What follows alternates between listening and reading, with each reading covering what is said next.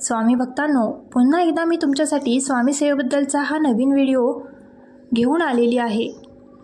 व्हिडिओच्या माध्यमातून तुम्ही की जाणून घेणार आहात की स्वामींच्या प्रकट दिनापर्यंत कोणत्याही एका दिवशी ही एक सेवा करावी। जे मागाल ते स्वामी तुम्हाला देतील। महाराज तुमच्या सर्व इच्छा मनोकामना पूर्ण करतील। ज्या दिवशी तुम्हाला भरपूर वेळ आहे आणि त्या दिवशी तुम्हाला ही स्वामींची सेवा करायची आहे।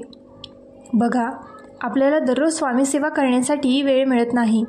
खूप इच्छा आहे की स्वामींची दररोज स्वामीचरित्र सारामृत वाचन करावे, स्वामींच्या आरतीला केंद्रात हजर राहावे। ह्या सर्व गोष्टी तुम्हाला माहीत आहे, त्याचे फायदे पण तुम्हाला माहीत आहेत आणि स्वामी याचं फळ किती देतात हेही तुम्हाला सर्व काही जाणीव आहे। पण वेळेअभावी संसारामध्ये आपल्याला सर्व कर्तव्य पार पाडावे लागतात आणि कर्तव्य पार पाडून सर्व नंतर आपण स्वामी भक्ती करत असतो। पण स्वामी भक्ती करण्यासाठी अशी वेगवेगळ्या वेळेची गरज नाही लागत। तुमच्या मनात जर स्वामीविषयी भाव असेल, भक्ती असेल आणि स्वामींवर विश्वास असेल तर तुम्ही कोणत्याही एका दिवशी जर स्वामी प्रकट दिनापर्यंत ही सेवा करताल तर स्वामी खरंच आपल्या इच्छा पूर्ण करत असतात। प्रकट दिन आता स्वामी महाराज हे दत्त महाराजांचे अवतार आणि दत्त महाराजांच्या कुठल्याही अवताराचा प्रकट दिन असो त्यावेळेला दत्तलहरी ह्या हजारो पटीने पृथ्वी तलावर पसरलेल्या असतात। त्यामुळे आपण कोणत्याही दिवशी जरी ही स्वामी सेवा करत असाल तरीही स्वामी आपल्याला तेवढंच फळ देणार आहेत। स्वामींना कळतं की आपला भक्त आहे, आपल्या भक्ताला आपल्यासाठी खूप श्रद्धा आहे, भक्ती आहे, कारण स्वामी हे अंतर आणि बाहेर सर्व काही जाणत असतात आणि त्यामुळे आपल्या मनाची भक्ती पाहून, आपली इच्छा पाहून स्वामी आपल्याकडून ही सेवा करून घेतील। मग एका दिवसाची सेवा कोणती करावी तर बघा, तुमच्या सर्वांच्याच परिचयाचा श्री स्वामी समर्थ सारामृत ग्रंथ, तो श्री स्वामी समर्थ सारामृत ग्रंथ तुम्ही 1 ते 21 अध्यायापर्यंत एकाच दिवशी एका जागेवर बसून वाचायचा आहे।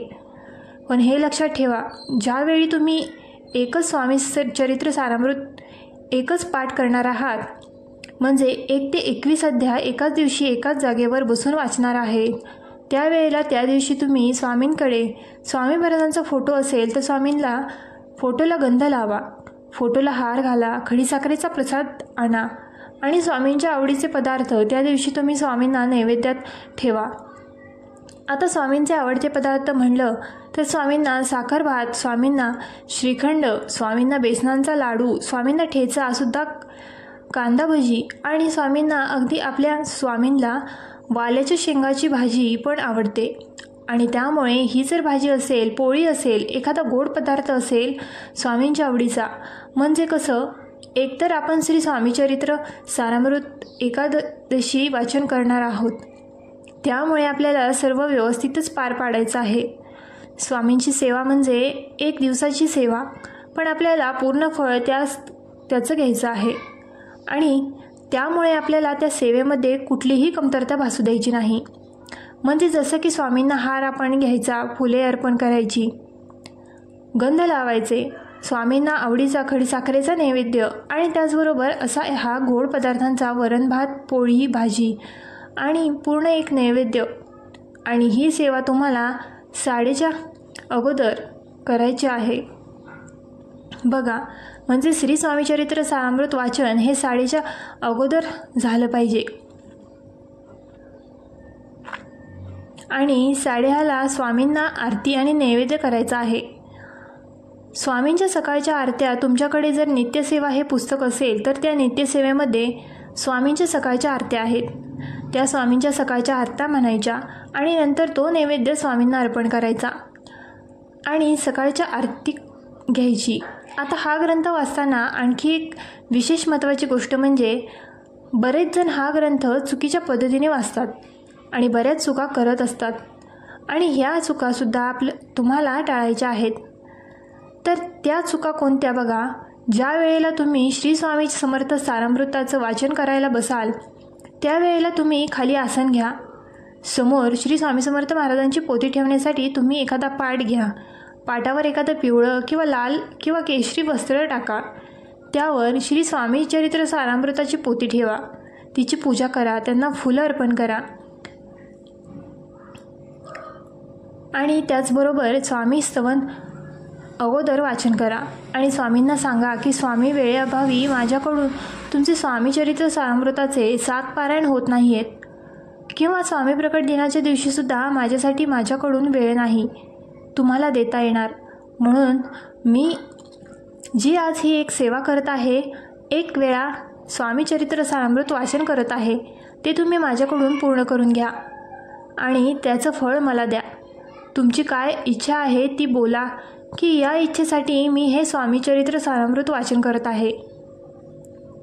नंतर ते स्वामी चरित्र सारामृत स्वामी स्तवन झाल्याच्या नंतर 1 ते 21 अध्याय तुम्ही एकाच जागेवर बसून कुणाशीही न बोलता, कुणासही बोलणं न ऐकता एकदा सुरू केला पहिला अध्याय ते 21 अध्यायापर्यंत आपल्याला कुणाशीही बोलायचं नाही आणि थांबायचं नाही. मग 1 ते 21 अध्याय तुम्ही पूर्ण वाचन केले. मग पूर्ण वाचन केल्यानंतर तुम्हाला स्वयंपाक अगोदरच करून ठेवायचा आहे. मग 10:30ला जरी तुम्ही समजा सकाळी लवकर वाचन केलं तर मग तुम्ही ठीक आहे, तुम्ही खडीसाखरेचा नैवेद्य स्वामींना प्रसाद अर्पण करा आणि नंतर उठून स्वयंपाक करा आणि तो स्वयंपाक तुम्ही 10:30च्या आरतीपर्यंत तयार ठेवा आणि 10:30चे नैवेद्य दाखवा आणि आरती करा. आणि त्या दिवशी शक्यतो घरामध्ये कुणीही मांसाहार करू नका आणि मांसाहार घरामध्ये आणू नका. ही एक काळजी आपल्याला घ्यायची आहे. आणि दिवसभर सतत तुम्ही श्री स्वामी समर्थ श्री स्वामी समर्थ ह्या मंत्राचा जप तुम्ही काम करत सुद्धा मनात करत राहायचा. म्हणजे त्या दिवसाचा दिवस हा तुमचा स्वामींसाठीचा दिवस असला पाहिजे, स्वामींच्या भक्तीसाठीचा दिवस असला पाहिजे, एवढं लक्षात घ्या. कारण स्वामींकडून आपल्याला सर्व इच्छा पूर्ण करून घ्यायच्या आहेत. म्हणजे तुमची इच्छा जी आहे ती, त्यामुळे तुम्ही हा एक दिवस निवडा.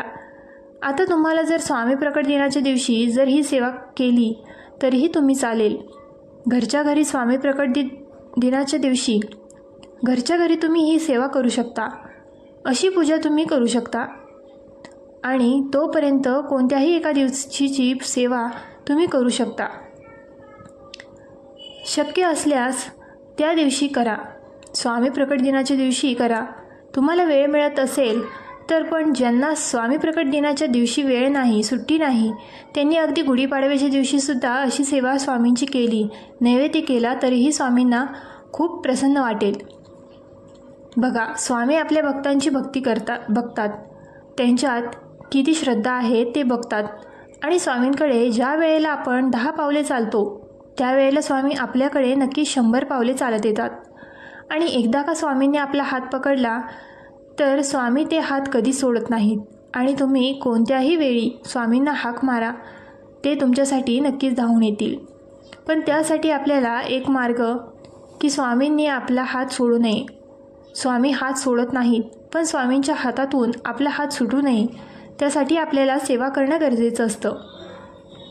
तुम्हाला दिवसभरात कुठलीच स्थिर अध्याय आक्रमणी होतच नाही, म्हणजे एवढा तुम्हाला वेळ नाही तर तुम्ही सतत श्री स्वामी समर्थ मनातल्या मनात चालत फिरत काम करत जरी हा मंत्र म्हणत राहिलात ना, तरीही तुम्हाला स्वामी सर्व काही देऊन जातील. आणि एक दिवसाची ही जी सेवा आहे ती खरंच स्वामी प्रकट दिनापर्यंत स्वामींच्या चरणी रुजू करा.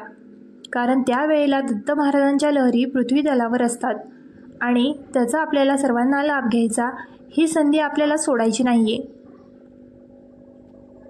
कारण आपल्या बऱ्याच इच्छा आकांक्षा असतात, अडलेली कामे असतात, ती पूर्ण झालेली नाहीत. तर हा वेळ खरंच खूप महत्त्वाचा आहे स्वामी भक्तांनो. आणि तुम्ही एवढी सेवा तर नक्कीच करू शकतात. व्हिडिओ आवडला असल्यास आपल्या ग्लो मराठी चॅनलला लाईक, शेअर आणि सबस्क्राईब करायला विसरू नका.